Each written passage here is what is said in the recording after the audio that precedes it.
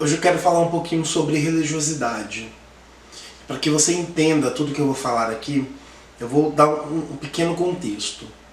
Eu lembro que alguns meses atrás eu estava saindo de casa e quando eu saí da garagem, eu olhei assim para a esquina da minha rua e tinha um moço, um rapaz, não tão velho, mas também não era jovem, devia ter uns 35 anos e eu lembro que ele estava com uma caixa de som até meio ruinzinha, sabe? Aquela, parece até meio que uma caixa de abelha, tem aquele chiado. E eu lembro que ele estava na esquina da minha casa e ele gritava a plenos pulmões no microfone e ele falava sobre Jesus, falava sobre a volta de Jesus. E quando eu olhei aquilo, a minha primeira reação foi pensar no tamanho do incômodo que os vizinhos estavam tendo. Um dos meus primeiros pensamentos foi: ainda bem que não está na minha porta. E logo em seguida, eu comecei a pensar o quão ineficaz era aquilo que ele estava fazendo. Eu comecei a pensar o quão prejudicial até para a imagem dos cristãos evangélicos era aquilo que ele estava fazendo. E beleza, eu falei, putz, isso aí é muito ineficaz, isso não tem eficácia nenhuma. E eu continuei meu caminho. E quando eu acabei de falar isso, eu lembro que o Senhor começou a falar comigo. E o Senhor falou a seguinte frase, ele me fez uma pergunta. E ele disse: quem é você para dizer que o que alguém faz em meu nome é ineficaz? E na mesma hora eu fiquei assim, sabe? Quando você tem um choque, não é algo que você quer ouvir, principalmente da parte de Deus.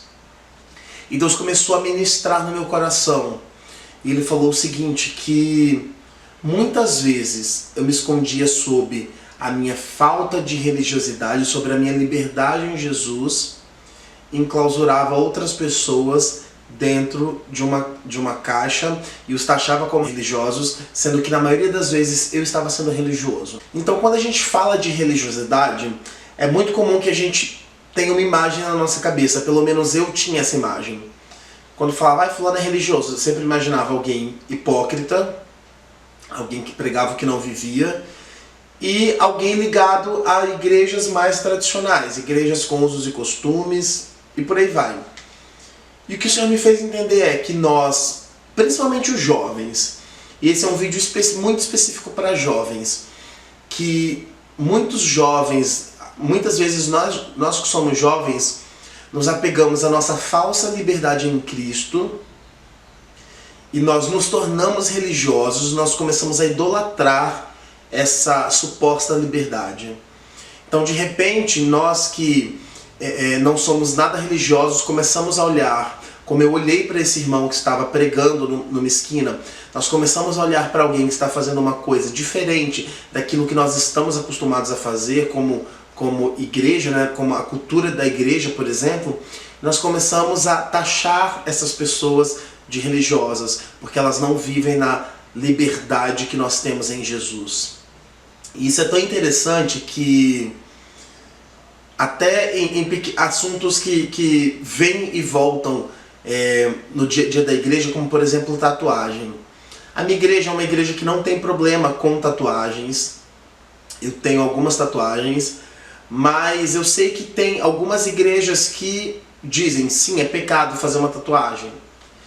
E isso é tão louco porque, por eu ter algumas tatuagens, eu começo a pensar, nossa, mas fulano é muito religioso. E daí o que eu automaticamente começava a pensar e a decidir na minha cabeça é que todos aqueles que não vivem de acordo com o meu padrão do que é liberdade, e tudo isso é muito perigoso. Por quê? Porque nós começamos a viver exatamente como os fariseus viviam, julgando todos aqueles que não obedeciam 100% à lei, se pondo no patamar espiritual muito superior. Isso é tão complicado porque essa falsa liberdade, essa falsa ausência de religiosidade tem perseguido muita gente, muita gente. E daí o que acontece? As pessoas que de repente se julgavam não religiosas, elas começam a cair dentro da sua própria soberba, dentro do seu próprio orgulho. E só o Senhor, para nos tirar desse poço que cada vez vai aprofundando mais. Porque nós não queremos estar errado naquilo que nós cremos. E quando eu falo isso, eu não estou defendendo pessoas que de fato se apegam a dogmas e a doutrinas humanas. A questão não é essa. Esse não é o ponto. Mas muitas vezes nós declaramos guerra a essas pessoas simplesmente porque elas não pensam da forma como nós gostaríamos que elas pensassem, simplesmente porque elas não vivem a cristandade dela da forma que nós julgamos ser a correta. E isso é muito prejudicial para o corpo de Cristo, porque além de causar mais divisão, isso nos afasta da pessoa de Cristo, da pessoa central do Evangelho, que é Cristo Jesus. Então a minha oração nesses dias é para que o Senhor abra os olhos do nosso entendimento, para que nós percebamos em quais cadeias nós temos sido aprisionados, mesmo sem saber.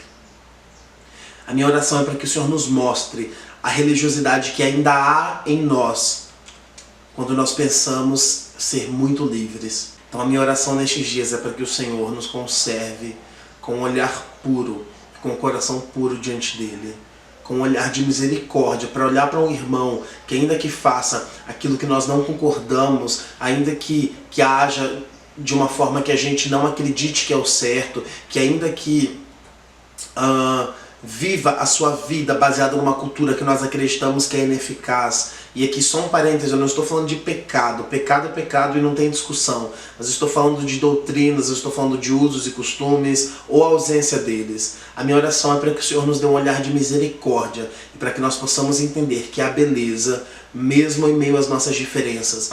Porque quando Jesus orou, ele não falou, Pai, que eles sejam iguais. Não, ele falou, Pai, que eles sejam um, assim como eu sou um contigo. Então essa é a minha oração, que nós sejamos um, apesar das nossas inúmeras diferenças. Que o Senhor nos conserve com esse espírito de unidade, para que nós possamos, no final dos nossos dias, como Paulo falar, que nós encerramos a carreira e que nós guardamos a fé.